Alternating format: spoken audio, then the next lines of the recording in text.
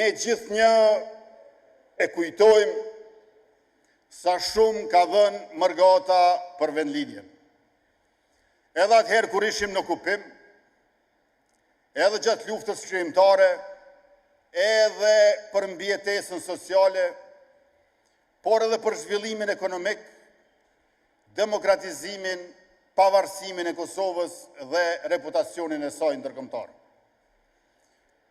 Ne e dim që janë rreth 100 dëshmor të kombit, luftar të ushtrisë shqiptare të Kosovës, që kanë rënë në fushë betej në vitet 1998-1999 në Kosovë, dhe e dim që Agim Ramadani, komandant Katana, ka ardhur nga Zvicra në Kosovë për lirinë e Kosovës.